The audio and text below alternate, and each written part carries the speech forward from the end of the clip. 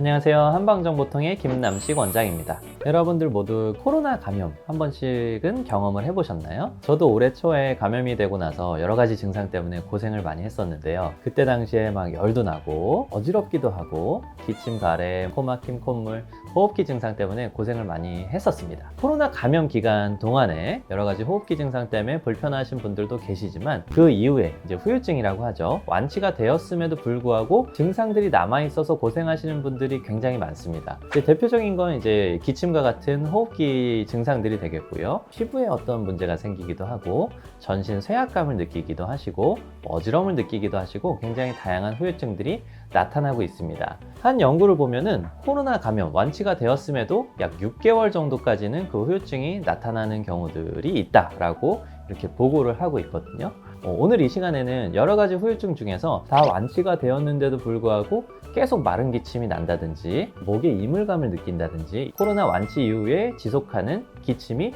왜 발생하는지에서도 한번 알아보고 코로나 완치 이후에 발생한 기침을 어떤 식으로 관리를 하고 치료를 해야 되는지에 대해서도 한번 알아보도록 하겠습니다.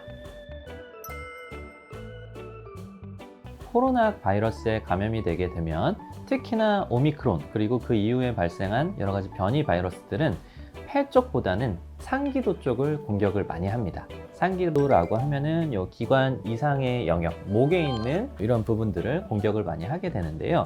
여기는 다른 요 피부와는 다르게 피부는 이렇게 맨들맨들한 살로 되어 있잖아요. 목 안쪽에는 대부분 점막이라고 하는 끈적끈적한 물질들로 이렇게 감싸져 있습니다. 바이러스가 침입을 하게 되면 점막에 있는 상피세포를 이렇게 공격을 하게 되거든요.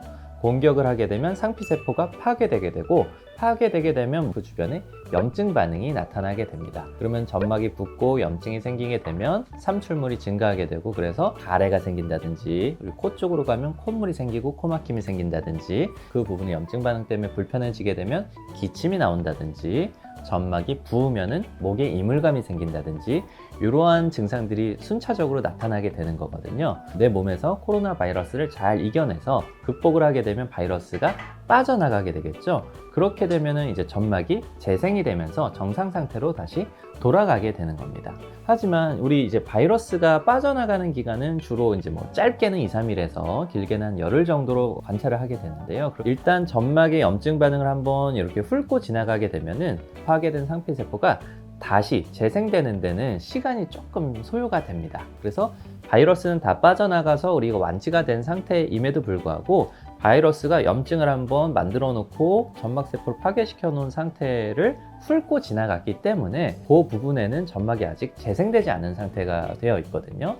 점막이 재생되어 있지 않으면은 거기에는 부종도 있고 염증 반응도 조금 남아있고 상처가 남아있고 하기 때문에 굉장히 예민해져 있습니다. 점막이 예민해지게 되면은 거기서 자꾸 간질간질거리기도 하고 기침 반사가 나타나기도 하고 그리고 점막이 부어 있는 것 때문에 그 자체가 이물감처럼 느껴지게 되는 거거든요.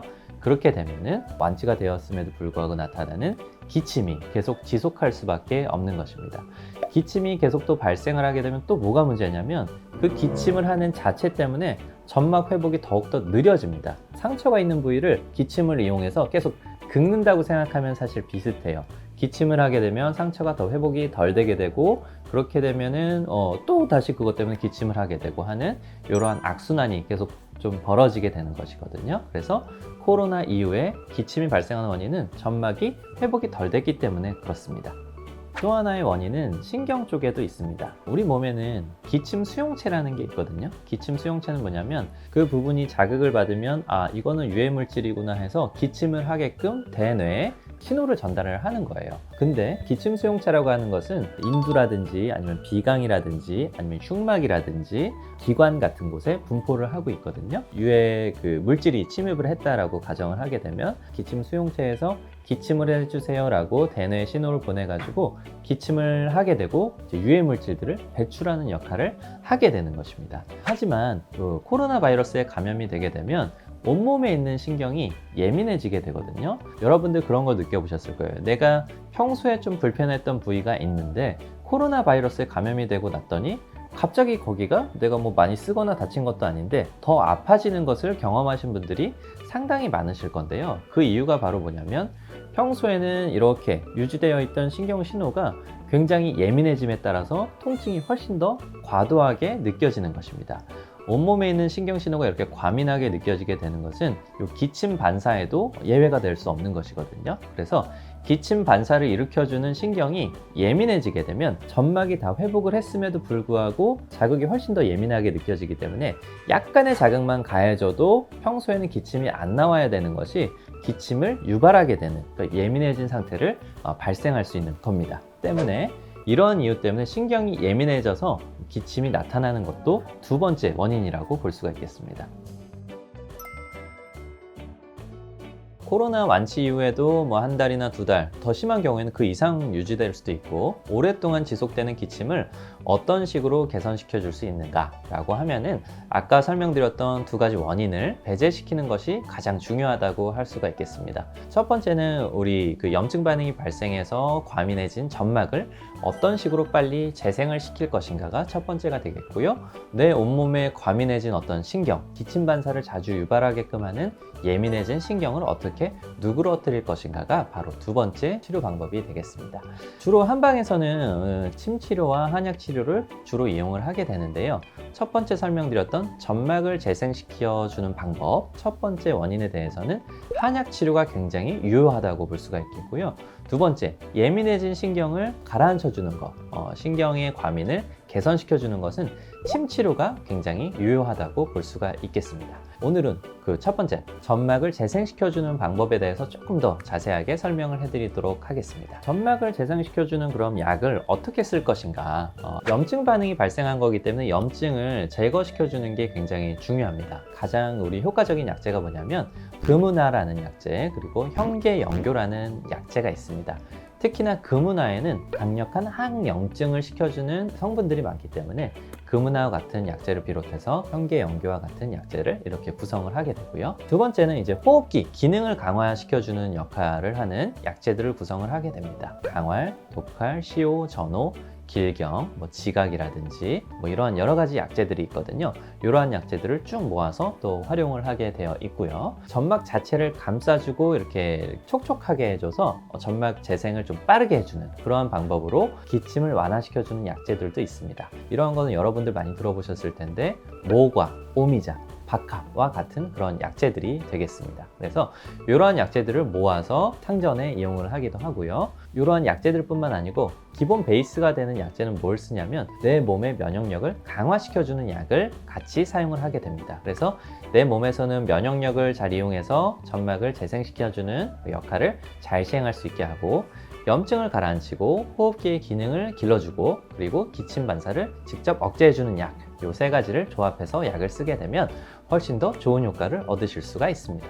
그리고 한약 중에는 우리 탕약으로 먹는 것만 많이 생각을 하시는데 요새는 이렇게 사탕으로 된 한약이 있습니다. 사탕으로 된 한약을 동시에 이용을 하게 되는데요. 사탕으로 된 한약은 뭐냐면 좀 전에 설명드린 그런 약제들이 같이 포함이 되어 있어요. 그래서 염증 반응을 줄여주는 약제들, 그리고 폐 기능, 그리고 호흡기 기능을 개선시켜서 빠른 회복을 도와주는 약제들, 기침을 먹게 잘 수분해서 호흡기의 점막을 빠르게 재생시켜주는 약제들, 면역력을 증강시켜주는 약제들을 다 모아서 약을 쓰게 되는데, 이 사탕으로 만들게 되면 뭐가 더 이점이 있냐면요. 한약을 먹게 되면 마시게 되면 이제 입안에서 일부 흡수되지만 대부분 위장관에서 약효들이 다 흡수되게 되잖아요. 이 사탕으로 된 약제는 입안에서 빨아서 먹게 되면 호흡기 쪽에 계속 이 상기도 쪽에 오랫동안 한약의 효과를 머물게 할 수가 있습니다. 때문에 상기도 쪽에 약을 조금씩 넣어주는 효과를 얻을 수가 있거든요. 그렇게 되면 기침 나오는 횟수를 현저하게 줄일 수가 있습니다. 기침 나오는 횟수를 줄이게 되면 어떤 게 더 유리하냐고 하냐면요. 아까도 설명을 해드렸지만 기침이 나오게 되면 점막을 또 공격하기 때문에 그러면